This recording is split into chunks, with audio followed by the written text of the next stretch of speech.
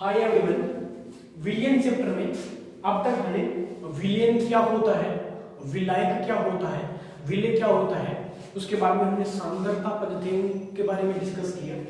आज हम एक नया टॉपिक पढ़ रहे हैं, उसका नाम है विलय का सोल्यूबिलिटी।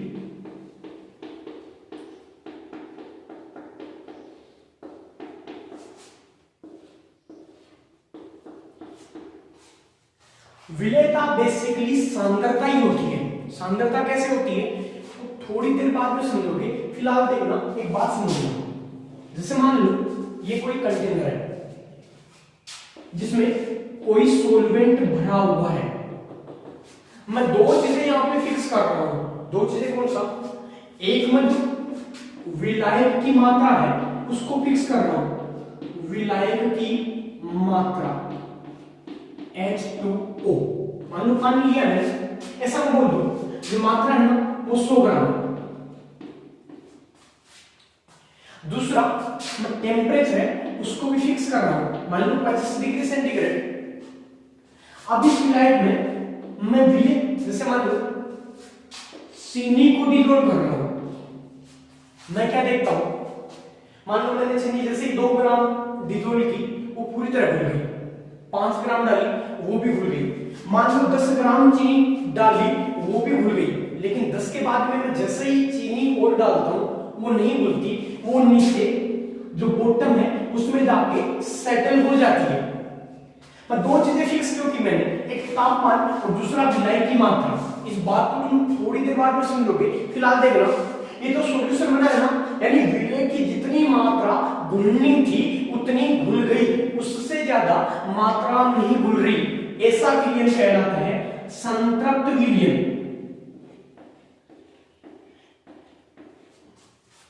अगर मैं बात करूं, देखना एक होता है असंतृप्त विलयन, एक होता है संतृप्त विलयन और एक होता है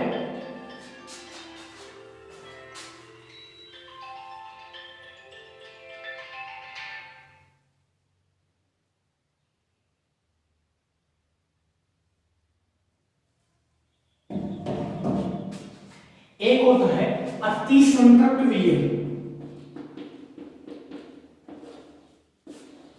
क्या मतलब होता है देखना, जैसे मतलब ये विलायक है, इसमें हमने थोड़ा सा 2 ग्राम चीनी डाली, वो घुल गई।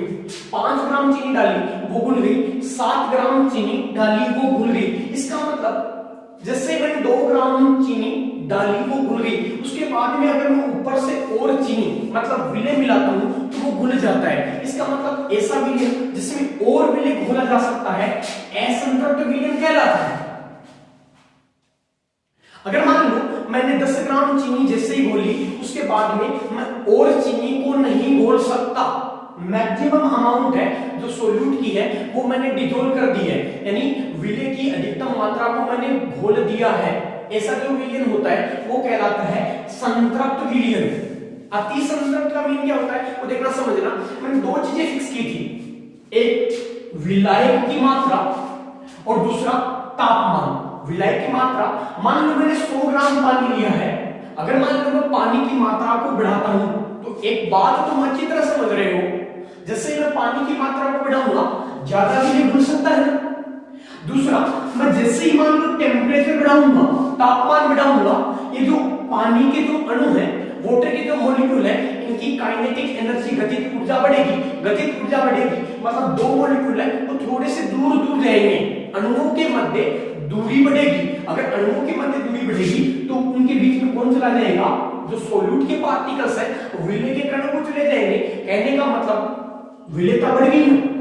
जो विलय की मात्रा घुली हुई थी, तो नीचे मात्रा सेटल थी, वो पानी में जाके प्रेजेंट हो गई।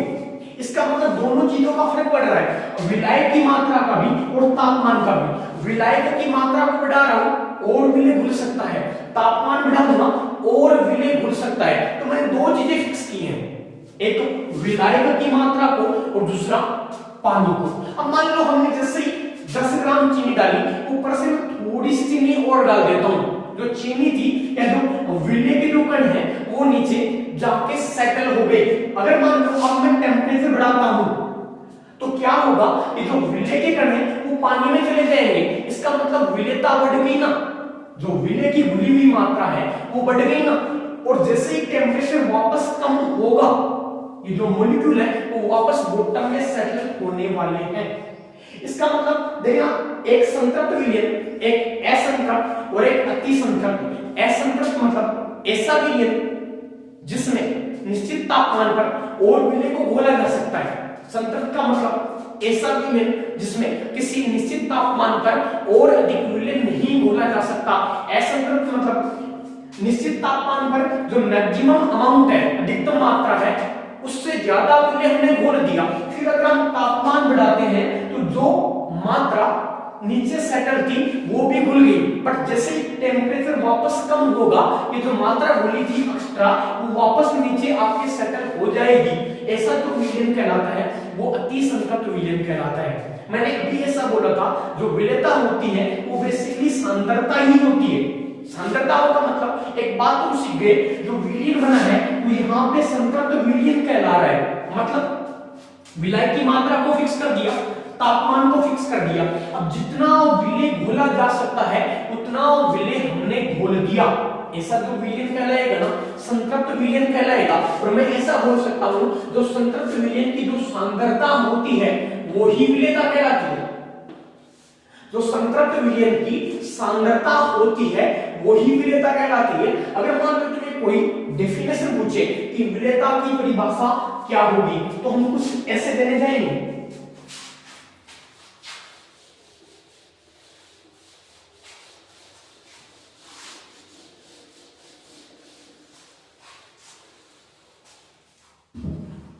एक निश्चित तापमान पर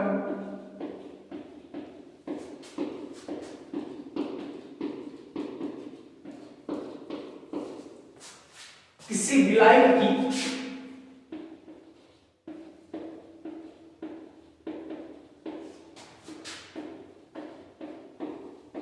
दी गई निश्चित मात्रा में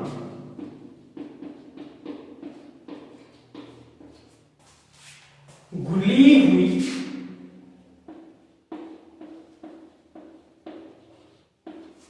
विलय की मात्रा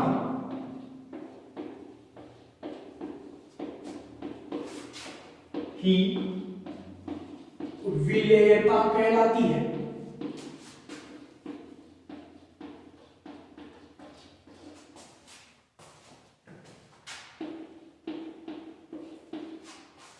एक थोड़ा सा इंपॉर्टेंट होता है, जैसे संतृप्त विलयन की भी जो डेफिनेशन होता है कई बार पूछ लेता है, तो हम उसकी भी डेफिनेशन लिखने जाएंगे। संतृप्त विलयन मतलब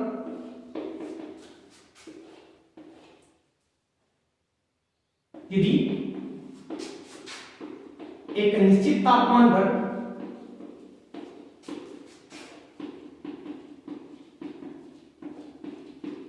किसी विलयन में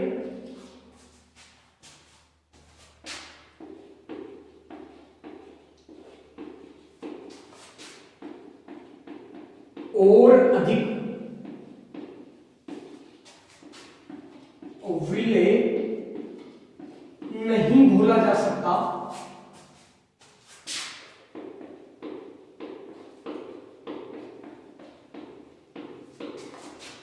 तो ऐसा विलयन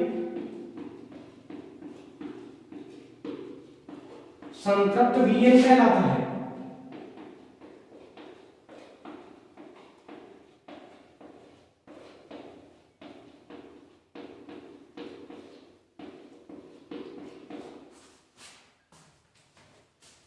अब देखना, अपने जो सिलेबस में होती है ना विलयता, वो एक होती है ठोसों की द्रव में विलयता, insolubility of solid in liquid, और दूसरा होती है गैसों की द्रव में विलयता। तो हम सबसे पहले डिस्कस कर रहे हैं ठोसों की द्रव में विलयता। ठोसों की द्रव में विलयता, इसका मतलब यहां पे जो जो विलेय है वो ठोस है और जो विलायक है वो कौन है, द्रव है। प्रभावित करने वाले कारक,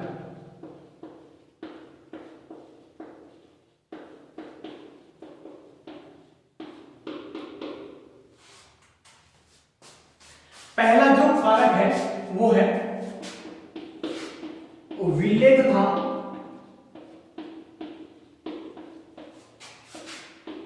विलायक की प्रकृति।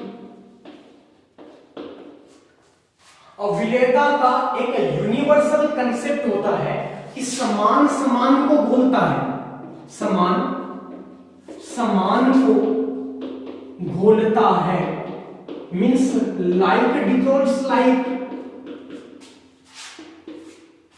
कहने का मतलब ये हुआ, अगर मान लो आपका विलेय है वो ध्रुवीय है, पोलर है, ध्रुवीय विलेय है, तो वो किस में घुलने वाला है, वो ध्रुवीय विलायक में घुलने वाला है।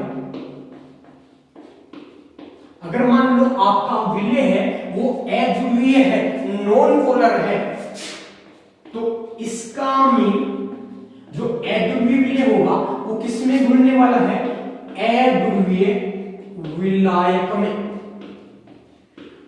अब कोई जैसे मतलब कोई मॉलिक्यूल है वो पोलर है कि नॉन पोलर, वो कैसे पता चलता है, वो तुम्हें अच्छी तरह पता होगा। एक वर्ड हमने सीखा था 11th क्लास में, इलेक्ट्रोनेगेटिविटी, विद्युत ऋणता। मैंने इसे लिखाया है वहां पे कि विद्युत ऋणता का मतलब मेरे दिमाग में हमेशा एक बात आनी चाहिए कि जो विद्युत ऋणता होती है ना, उसका मतलब होता है इलेक्ट्रॉन खींचने की ताकत, यानी जो कमीना बनती होती है। और जब भी इलेक्ट्रोनेगेटिविटी का शब्द तुम्हारे दिमाग में सुनाई देता है, कौन आता है, फोन, कल, बाहर, F1, यानी सबसे ज्यादा जो इलेक्ट्रोनेगेटिविटी होती है वो किसकी होती है, फ्लोरीन की। उसके बाद में ऑक्सीजन, फिर नाइट्रोजन, फिर क्लोरीन और फिर ब्रोमीन। ये इलेक्ट्रोनेगेटिविटी विद्युत ऋणता का कारण होता है। लेकिन ध्रुवीय विलेय होता है वो ध्रुवीय विलायक में, और जो अध्रुवीय विलेय होता है वो अध्रुवीय विलायक में घुलता है। जैसे अगर मैं बात करूं, नमक है NaCl, जो ध्रुवीय विलेय का मतलब, इसका मतलब ये हुआ ध्रुवीय विलेय किसमें मिलेगा, ध्रुवीय विलायक में घुलता है। ध्रुवीय विलेय का मीन होता है, यानी जो आयनिक यौगिक होते हैं ना, आयनिक यौगिक वो सभी के सभी पोलर होते हैं। जैसे NaCl, नमक होता है सोडियम क्लोराइड, NaCl, Na पे क्या होगा, प्लस का चार्ज, और Cl पे माइनस। तो दो पोल बन गए ना, एक प्लस वाला और दूसरा माइनस वाला। क्या कहलाएगा ये मॉलिक्यूल, पोलर, ध्रुवीय कहलाएगा ना। जैसे अगर मैं बात करूं किसकी, KCl, पोटेशियम क्लोराइड, के पे क्या होगा, प्लस, और Cl पे माइनस, तो हो गया ये ध्रुवीय, पोलर। जो भी आयनिक यौगिक है, जैसे मतलब K2SO4, ये क्या है, पोलर ही तो है। इन सब को हम किसमें डिसॉल्व कर सकते हैं, घोल सकते हैं, हम ध्रुवीय विलायकों में घोल सकते हैं। जैसे इन सब को हम पानी, जो पानी होता है ना, पानी H2O, H2 क्या होता है, OHH। तुम एक बात अच्छी तरह जानते हो कि आवर्त सारणी में सबसे ज्यादा जो कमीना होता है वो फ्लोरीन होता है, उसके बाद में ऑक्सीजन। ये जो बॉन्ड है ऑक्सीजन और हाइड्रोजन के बीच में, ये एक सहसंयोजक बंध है। सहसंयोजक बंध मतलब इसमें 7 जीने और 7 वर्णों की कस्में खाई जाती हैं, एक इलेक्ट्रॉन तेरा और एक इलेक्ट्रॉन मेरा वाली कंडीशन। बट ये जो ऑक्सीजन होता है वो थोड़ा सा ज्यादा कमीना होता है, तो ये क्या करेगा, इस बंध के इलेक्ट्रॉनों को अपनी ओर खींचने वाला है। एक्चुअली मैंने ऐसे सिखाया था कि विद्युतता का मतलब मेरे दिमाग में इलेक्ट्रॉन खींचने की ताकत आनी चाहिए, ना कि ग्रहण करने की। इसका मतलब ये क्या करेगा, इलेक्ट्रॉन क्लाउड को अपनी ओर खींच लेगा। अगर ये अपनी ओर खींचेगा तो इसमें जो चार्ज डेवलप होने वाला है, जो आवेश बनने वाला है, वो पार्शियल नेगेटिव होगा, और इस पे क्या होगा, पार्शियल पॉजिटिव। इस पे कौन सा चार्ज डेवलप होने वाला है, पार्शियल पॉजिटिव, और इस पे पार्शियल नेगेटिव। तो ये जो मॉलिक्यूल है, अब ये पॉजिटिव पोल ये नेगेटिव पोल, ये पॉजिटिव पोल, ये नेगेटिव पोल। ये जो मॉलिक्यूल है वो क्या करेगा, पोलर मॉलिक्यूल यानी ध्रुवीय। तो ये जो विलायक हो गया वो कैसा हो गया भाई, ध्रुवीय। इसका मतलब ये जो ध्रुवीय विलय है वो सबके सब किसमें घुल सकते हैं, ध्रुवीय विलायक में। सेम कहानी ऐसे है, जो अध्रुवीय विलय होंगे वो किसमें घुलने वाले हैं, अध्रुवीय विलायक में। अगर मान लो आपका जो सोल्यूट है वो नॉन पोलर है तो सॉल्वेंट भी कैसा होना चाहिए, नॉन पोलर ही होना चाहिए, ठीक ना। अगली बात क्या है कि जो अध्रुवीय विलय होते हैं ना, अध्रुवीय विलय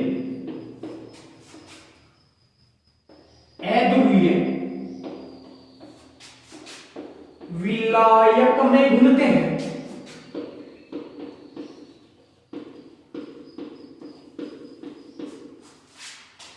अध्रुवीय विलय जिससे मतलब I2, ये अध्रुवीय तो है, यहाँ पे जो बॉन्ड प्रेजेंट होंगे वो किस किस के बीच में होंगे, आयोडाइड और आयोडाइड, मतलब I और I के बीच में, I और I के बीच में। इसका मतलब दोनों एटम ऑलमोस्ट सेम है तो इलेक्ट्रोनेगेटिविटी भी सेम होगी। इसका मतलब ना यहाँ पे कोई चार्ज डेवलप होने वाला है और ना यहाँ पे कोई चार्ज डेवलप होने वाला है। जैसे अगर मैं बात करूं I2P4 S है, ये सब के सब क्या है, नॉन पोलर सॉलिड तो है। जैसे मतलब मान लो कोई भी है, जैसे ऑर्गेनिक वाले जो भी हाइड्रोकार्बन होते हैं ना, ऑर्गेनिक वाले हाइड्रोकार्बन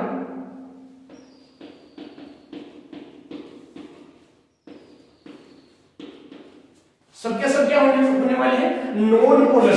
ये जो नॉन पोलर जो भी सॉल्यूट है वो किसमें डिसॉल्व होने वाले हैं, नॉन पोलर सॉल्वेंट में, यानी अध्रुवीय विलय है वो अध्रुवीय विलायक में घुलने वाले हैं। जैसे CCl4 CS2 या मतलब बेंजीन, ये सब के सब क्या है, ये जो ऑर्गेनिक वाले हैं ना, ये सब के सब कंपाउंड क्या होते हैं, नॉन पोलर होते हैं, अध्रुवीय होते हैं। तो ये अध्रुवीय विलय है वो किसमें घुलने वाले हैं, अध्रुवीय विलायक में। तो सोल्युबिलिटी का एक यूनिवर्सल कांसेप्ट होता है, वो क्या होता है कि समान को घोलता है। इसका मतलब जो अध्रुवीय विलय है वो अध्रुवीय विलायक में घुलने वाला है और जो ध्रुवीय विलय है वो ध्रुवीय विलायक में घुलने वाला है।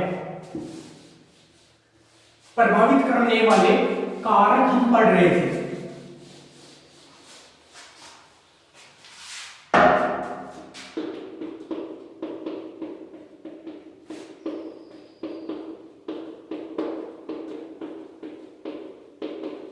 पहला फैक्टर हमने क्या देखा, प्रभावित करने वाले कारक।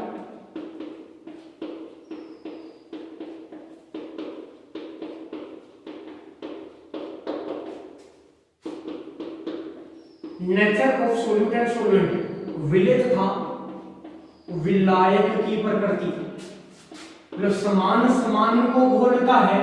जो ध्रुवीय विलय होगा वो ध्रुवीय विलायक में घुलेगा, जो अध्रुवीय विलय होगा वो अध्रुवीय विलायक में घुलेगा। दूसरा है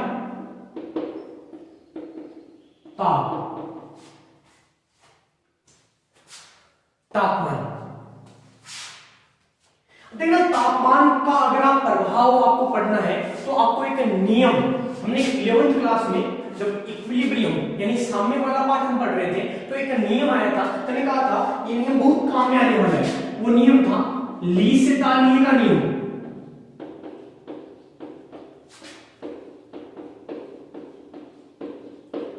वो क्या होता है, यानी किसी भी इक्विलिब्रियम में, साम्य में या रासायनिक अभिक्रिया में आपने जो बदलाव किया है, अभिक्रिया हमेशा उसके उल्टा काम करने वाली है। मान लो किसी सॉल्यूट को, जो सॉलिड है यानी ठोस है, उसको मैं लिक्विड में जब डिसॉल्व करता हूं तो दो प्रकार की रिएक्शन हो सकती है। दो प्रकार की रिएक्शन कौन कौन सी, या तो हो सकती है उष्माशोषी या उष्माक्षेपी। उष्माशोषी यानी जिसमें उष्मा का अवशोषण हो रहा है, जिसमें एनर्जी एब्जॉर्ब हो रही है। दूसरा क्या थी, उष्माक्षेपी, जिसमें उष्मा का बाहर उत्सर्जन हो रहा है, यानी एनर्जी है वो रिलीज हो रही है। तो दो कंडीशन हो सकती है। अगर मान लो केस फर्स्ट, यदि घुलना या घुलने की प्रक्रिया, यानी जब सॉलिड को मैं लिक्विड में डिसॉल्व करूंगा, जो प्रोसेस होगी उसको बोलते हैं डिसोल्यूशन और विलीनीकरण। एक वर्ड होता है, सॉलिड का लिक्विड में घुलने की जो प्रक्रिया होती है उसको बोलते हैं डिसोल्यूशन और विलीनीकरण। यदि घुलने की प्रक्रिया उष्माशोषी हो,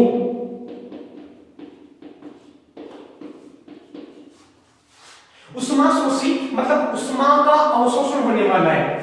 यहां पे जो डेल्टा एच है उसका साइन क्या होगा, पॉजिटिव की नेगेटिव, उष्मा शोषी है, इसका मतलब क्या होने वाला है, पॉजिटिव। और जो लेसकालीय है इसका नियम क्या कहता है, वो कहता है अगर आवश्यकता हो ना तो दो वरना मत दो। अगर मान लो किसी चीज की आवश्यकता नहीं है फिर भी अगर आपने दिया है तो जो परिणाम होने वाला है वो बिल्कुल उल्टा होने वाला है, उष्मा शोषी है। उष्मा शोषी है इसका मतलब उष्मा का अवशोषण हो रहा है। किसी चीज को हम टेम्परेचर मतलब जैसे मान लो ये कोई कंटेनर है इसमें पानी भरा हुआ है, हम पानी का तापमान कैसे बढ़ाएंगे, हम नीचे से इसको क्या देने वाले हैं भाई, उष्मा। ये जैसे ही उष्मा लेगा इसका टेम्परेचर बढ़ेगा ना, इसका मतलब ये हुआ हम टेम्परेचर बढ़ाऊं या हम उष्मा दूं, बात एक ही तो है। अब देखना अगर मान लो घुलने की प्रक्रिया उष्मा शोषी है, यानी कहने का मतलब जब ठोस है उसको लिक्विड में डिजोल्व किया जा रहा है तो उष्मा का अवशोषण हो रहा है, यानी उष्मा की जरूरत है। अगर आपने तापमान बढ़ा दिया तो अच्छा ही तो किया है, बुरा काम किया। इसका मतलब तापमान बढ़ा दिया तो विलेयता क्या होने वाली है, बढ़ने वाली है। इसके अगर मान लो उल्टा मैं ऐसे बोलूं, कैसे, यदि विलीनीकरण यानी घुलने की प्रक्रिया, यदि घुलने की प्रक्रिया उष्माक्षेपी हो,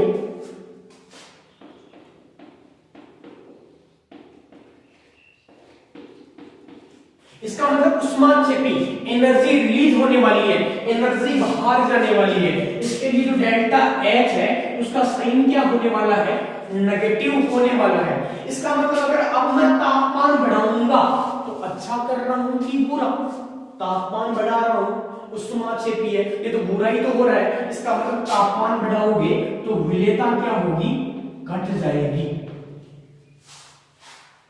तीसरा जो फैक्टर है वो है दाब, और दाब तो जाहिर सी बात है, हम किसी सॉलिड को लिक्विड में डिसॉल्व कर रहे हैं। सॉलिड और लिक्विड तुम अच्छी तरह जानते हो नॉन कंप्रेसिबल होते हैं, एसएमपीडी होते हैं, इन पर दाब का कोई प्रभाव नहीं पड़ता, नो इफेक्ट, कोई प्रभाव नहीं पड़ता।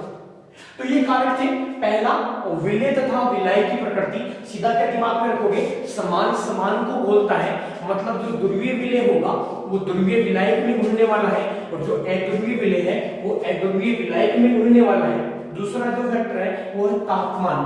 तापमान और रिएक्शन मतलब घुलने की प्रक्रिया दो तरीके से हो सकती है, एक उष्मा शोषी, दूसरा उष्मा क्षेपी। शोषी मतलब उष्मा का अवशोषण है, उष्मा की जरूरत है, तापमान बढ़ाओगे विलेयता बढ़ने वाली है। अगर उष्मा क्षेपी मतलब उष्मा बाहर निकल रही है फिर तुम उष्मा दे रहे हो तो अच्छा थोड़ी ना कर रहे हो, बुराई तो कर रहे हो। इसका मतलब तापमान बढ़ाओगे तो विलेयता घटेगी। और तीसरा फैक्टर है वो है दाब, और सीधी बात है दाब का कोई प्रभाव नहीं पड़ता, because solid and liquid both are non-compressible।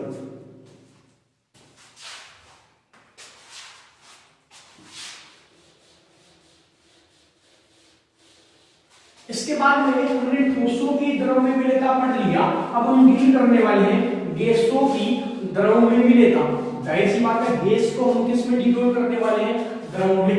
मतलब जो विलेय है वो गैस है और जो विलायक है वो द्रव है। गैसों की द्रव में विलेयता,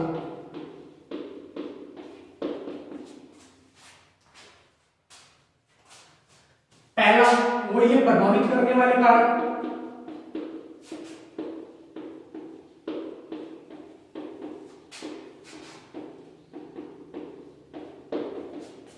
पहला फैक्टर वो ये विलेय की प्रकृति, गैस की प्रकृति, और विलेय की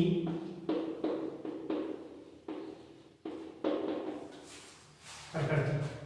उसका सीधा सा मतलब हम जानते हैं कि देखना जो गैसें होती हैं दो प्रकार की होती हैं,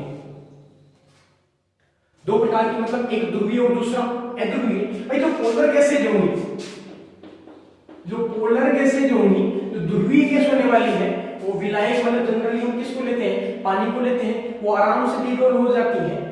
और दूसरा जो नॉन पोलर गैस होगी वो किसमें, वो क्या है, थोड़ा सा मुश्किल से डिसॉल्व होने वाली है। जैसे अगर मैं बात करूं पोलर गैसें यानी ध्रुवीय गैसें, HCl, यहाँ पे जो कोवेलेंट बॉन्ड है H और Cl के बीच में ही तो ऐसा सिमेट्रिक बॉन्ड हम जानते हैं। जो Cl होता है उसकी इलेक्ट्रोनेगेटिविटी हाइड्रोजन की तुलना में ज्यादा होती है। इसका मतलब इस पे जो चार्ज है वो डबल नेगेटिव है, पार्शियल नेगेटिव चार्ज है, और इस पे जो चार्ज है वो पार्शियल पॉजिटिव चार्ज है। ये पोलर मॉलिक्यूल है।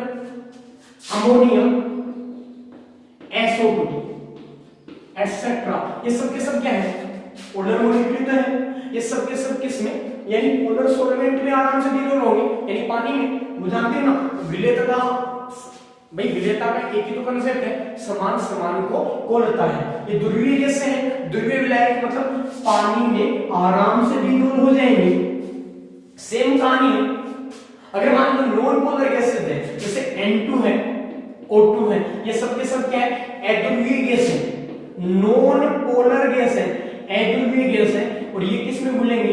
अध्रुवीय विलायक में, जैसे मतलब बेंजीन या मतलब CCl4, इसमें आराम से घुलेंगे। तो पहला वही कंसेप्ट है, समान समान को घुलता है।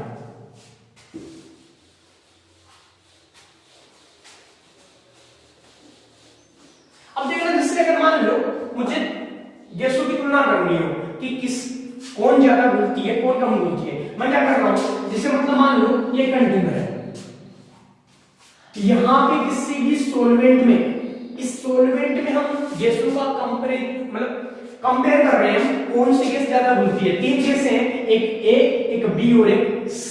मैंने टेम्परेचर और प्रेशर दोनों को फिक्स कर दिया, टेम्परेचर और प्रेशर को। मैं A गैस को डिसॉल्व कर रहा हूं, B गैस को डिसॉल्व कर रहा हूं, C गैस को डिसॉल्व कर रहा हूं। ये जो सॉल्वेंट है इसके वॉल्यूम को भी मैंने फिक्स कर दिया 1 ml। अब मतलब मान लो A गैस का इसमें जो अवशोषण होता है, दो वर्ड होते हैं, एक होता है विशोषण और एक वर्ड होता है अवशोषण।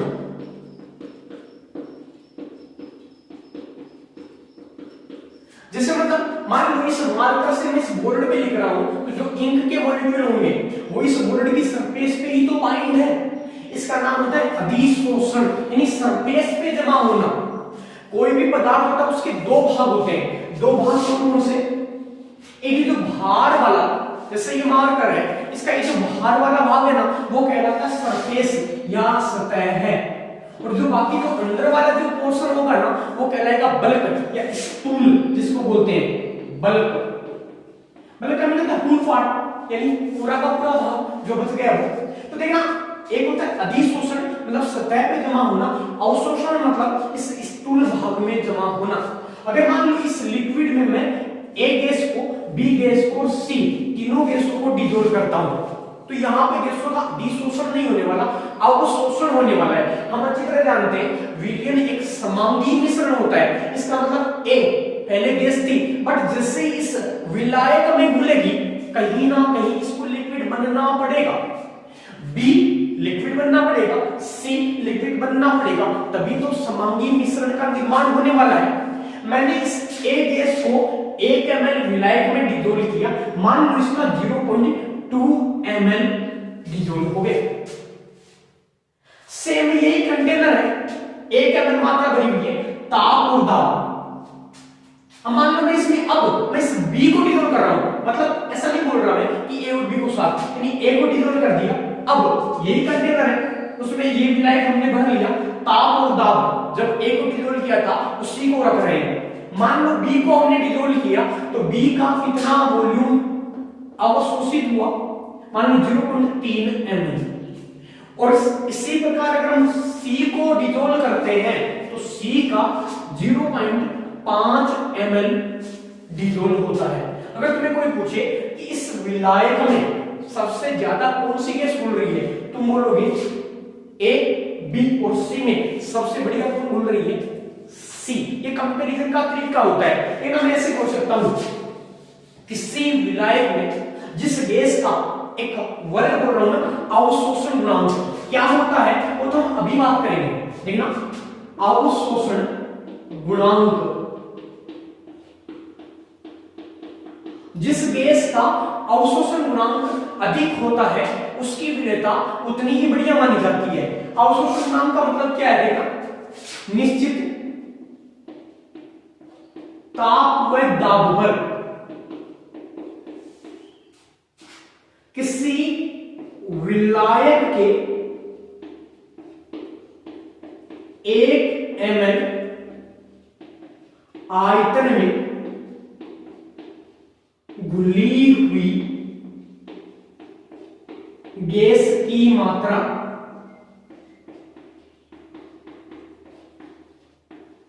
अवशोषण गुणांक कहलाती है।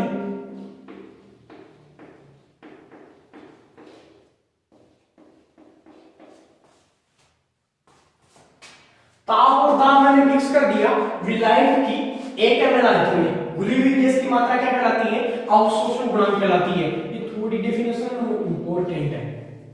इसका मतलब ए, बी और सी में इस विलायक के 1 ml में जिसकी जितनी ज्यादा मात्रा घुलेगी वही तो उसी का तो अवशोषण गुणांक ज्यादा होगा। तो पहला फैक्टर हमने देखा विलेय तथा विलायक की प्रकृति, उसका सीधा सा कंसेप्ट होता है ना, क्या समान समान को घुलता है। मतलब ध्रुवीय गैसें होंगी वो ध्रुवीय विलायक में ज्यादा घुलेंगी तथा अध्रुवीय गैसें वो अध्रुवीय विलायक में ज्यादा घुलेंगी। एक नया वर्ड हमने सीखा अवशोषण गुणांक। क्या होता है? निश्चित ताप और दाब पर किसी विलायक के 1 ml आयतन में घुली हुई गैस की मात्रा क्या कहलाती है? अवशोषण गुणांक कहलाती है।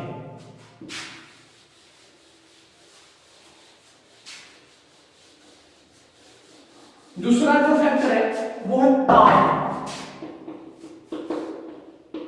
टेम्परेचर। बात बता दूं, कोई भी कंटेनर है, मान लो इसमें लिक्विड भरा हुआ है, विलायक हो गया, इसमें हम किसको डिसॉल्व कर रहे हैं? गैस को। यानी किसी भी गैस का लिक्विड में डिसॉल्व होना एक उष्माक्षेपी एक्सोथर्मिक प्रोसेस होता है, उष्माक्षेपी प्रक्रम होता है। इसका मतलब देखना, अगर मैं ताप बढ़ाऊंगा तो गैसों की द्रव्यता बढ़ेगी कि घटेगी? जाहिर सी बात है, जो प्रक्रम है वो उष्माक्षेपी है। इसका मतलब उष्मा बाहर निकल रही है। अगर आप ताप बढ़ाओगे तो अच्छा थोड़ी ना करोगे, बुराई तो करने वाले हो। इसका मतलब क्या बोलोगे? गैसों की द्रव्यता एक उष्माक्षेपी प्रक्रम होता है,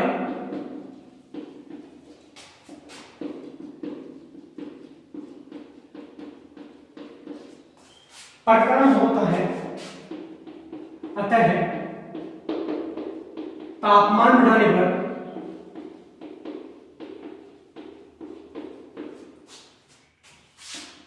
गैसों की द्रव्यता घट जाती है।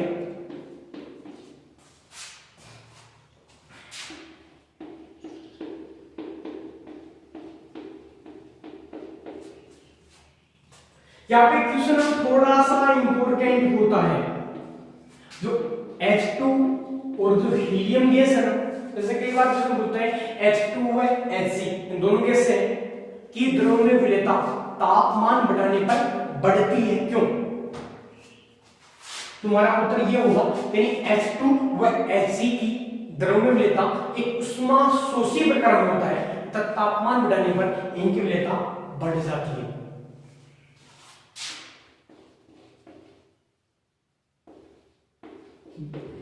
द्रव्यता बढ़ती है, क्यों? तुम्हारा उत्तर क्या होने वाला है? यानी H2 व He की द्रव्यता कैसा प्रक्रम होता है? उष्मा शोषी। अगर उष्मा शोषी प्रक्रम होता है, जाहिर सी बात है उष्मा की रिक्वायरमेंट है। अगर आपने तापमान बढ़ा दिया तो अच्छा ही तो किया, इसका मतलब विलेयता बढ़ जाएगी। तो पहला फैक्टर विलेय विलायक की प्रकृति हो गया, दूसरा तापमान और तीसरा दाब, जो कि बहुत ही ज्यादा इंपॉर्टेंट होता है। यहाँ पे हम एक नियम पढ़ने जाएंगे, हेनरी का नियम। तीसरा जो फैक्टर है वो है दाब।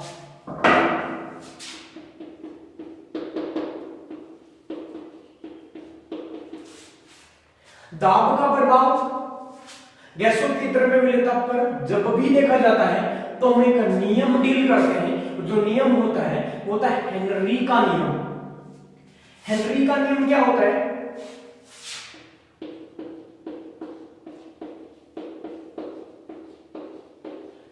हेनरी का नियम होता है, एक मात्रात्मक नियम होता है। मात्रात्मक नियम मतलब ये कहीं ना कहीं गैस की मात्रा को बताने वाला है। देखना, मान लो ये कंटेनर है, इसमें हमने कोई सॉल्वेंट ले लिया, तो टेम्परेचर उसको मान लो फिक्स कर दिया हमने, कितना भी 25 डिग्री सेंटीग्रेड, 27 डिग्री सेंटीग्रेड। विलायक को फिक्स कर दिया और तापमान को फिक्स कर दिया। अब मान लो हम इसमें किसी गैस को डिसॉल्व कर रहे हैं, जाहिर सी बात है लिक्विड है, इसमें किसी गैस को डिसॉल्व करेंगे तो गैस घुलेगी ना। अब गैस की कितनी मात्रा घुली, गैस की मात्रा कितनी मात्रा घुली, तो उसको पूछने से पहले देखना, मैंने अभी बोला ये एक मात्रात्मक नियम है, इसका मतलब ये गैस की मात्रा को बताने वाला है ना। ये गैस इस लिक्विड में इस गैस को हम डिसॉल्व कर रहे हैं किसी दाब पे, तो अगर आप ये पूछो इस गैस का दाब क्या है, जैसे अगर मैं पूछूं जिस गैस को आप डिसॉल्व कर रहे हो उस गैस का दाब क्या है, तो हम जिस दाब पे, यानी जिसको मैं बोलूंगा अप्लाइड प्रेशर, इस गैस पे हमने कोई प्रेशर है उसको अप्लाई कर रखा होगा, जिस अप्लाइड प्रेशर पे हम गैस को इस लिक्विड में डिसॉल्व कर रहे हैं वही तो गैस का दाब है। भाई अगर ये पूछे कि गैस का दाब क्या है तो सीधा सा उत्तर यही तो है, यानी जिस अप्लाइड प्रेशर, जो प्रेशर हमने इस गैस पे अप्लाई कर रखा है उसी प्रेशर के साथ तो ये गैस इस लिक्विड में डिसॉल्व होने वाली है, तो जो गैस का दाब है वो क्या हो गया, अप्लाइड प्रेशर। तो देखना, अगर मैं ये पूछता हूं कि गैस की मात्रा कितनी डिसॉल्व होगी, तो गैस की मात्रा उतनी डिसॉल्व होगी जितना ज्यादा गैस का दाब होगा, मतलब जितना ज्यादा अप्लाई प्रेशर होगा उतना ज्यादा गैस का दाब होने वाला है, और जितना ज्यादा गैस का दाब होने वाला है उतनी ही तो ज्यादा गैस की मात्रा डिसॉल्व होने वाली है। यही तो हेनरी का नियम है, बिल्कुल सिंपल। देखना, विलायक हमने लिया, इसकी मात्रा को हमने फिक्स कर दिया, क्यों, क्योंकि हमने थोड़ी देर पहले पढ़ा था अगर मान लो मैं विलायक की मात्रा को कम ज्यादा करता हूं तो घुलने वाले विलायक की मात्रा पर प्रभाव पड़ेगा। तापमान को मैंने फिक्स कर दिया, क्यों, अगर तापमान बढ़ाऊंगा या घटाऊंगा, अगर तापमान बढ़ाता हूं विलायक के अणुओं की गतिज ऊर्जा बढ़ेगी, उनके मध्य दूरी बढ़ेगी, तो विलय के कण एंटर करेंगे ना, यानी विलयता कहीं ना कहीं बढ़ने वाली है। फिर मैं किसी गैस को डिसॉल्व कर रहा हूं तो कितनी गैस की मात्रा डिसॉल्व हुई उसका पता लगाने के लिए मैं ये पूछता हूं कि गैस किस दाब, यानी गैस का दाब क्या है। गैस का दाब वही है जो दाब हम जिस प्रेशर के साथ हम गैस को इस लिक्विड में डिसॉल्व कर रहे हैं, यानी जो प्रेशर हमने अप्लाई कर रखा है वही तो गैस का दाब है। इसका मतलब गैस की मात्रा समानुपाती क्या होगी, दाब की। तो हेनरी का नियम यही होता है। क्या नियम होता है, एक निश्चित तापमान पर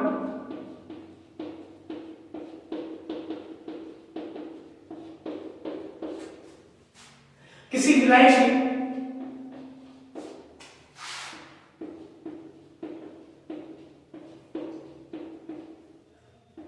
निश्चित आयतन में, निश्चित मात्रा में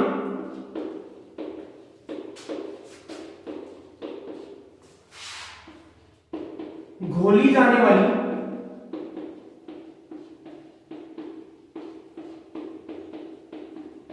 गैस की मात्रा इस लिक्विड सरफेस पे गैस का कितना दाब लग रहा है, गैस की मात्रा द्रव सतह पर गैस के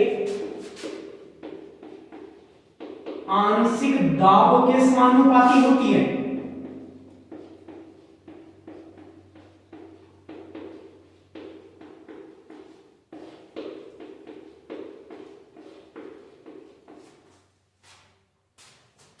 आंशिक एक वर्ड है यहाँ पे, आंशिक दाब। आंशिक दाब का मतलब होता है इंडिविजुअल प्रेशर, यानी कुछ का प्रेशर। भाई यहाँ पे हमने लिक्विड लिया है, जाहिर सी बात है अगर मान लो आपका विलायक है वो वोलेटाइल नेचर में हुआ, यानी वाष्पशील प्रकृति का हुआ, तो कुछ मॉलिक्यूल वेपर फेज में जाएंगे ना, वाष्प अवस्था में जाएंगे, वो भी तो प्रेशर लगाएंगे, उनका कोई इफेक्ट नहीं पड़ेगा।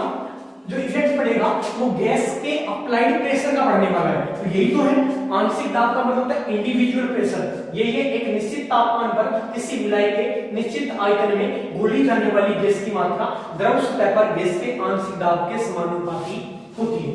अगर तुम्हें एक बात यहाँ पर कुछ समझ में आ रही है, तापमान मैंने फिक्स कर दिया और विलायक की मात्रा को फिक्स कर दिया, तो क्या ये जो मात्रा बन रहा है वो है क्या, बेसिकली है क्या, तापमान फिक्स कर दिया, विलायक की मात्रा को फिक्स कर दिया, तो कितना विलेय घोल सकता हूं। तो एक वर्ड सुना होगा ना तुमने, विलेयता, भूल गए, थोड़ी देर पहले तो हमने बात की थी, तो बेसिकली है तो ये विलेयता ही। तो मैं इसी नियम को मैं थोड़ा सा ऐसे लैंग्वेज में दे रहा हूं, मैं ऐसे बोल रहा हूं, इसी को किसी गैस की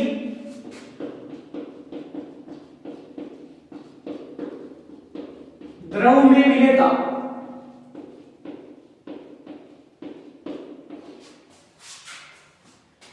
तापमान पर विलायक के निश्चित आयतन में, यानी किसी गैस की द्रव में विलेयता द्रव सतह पर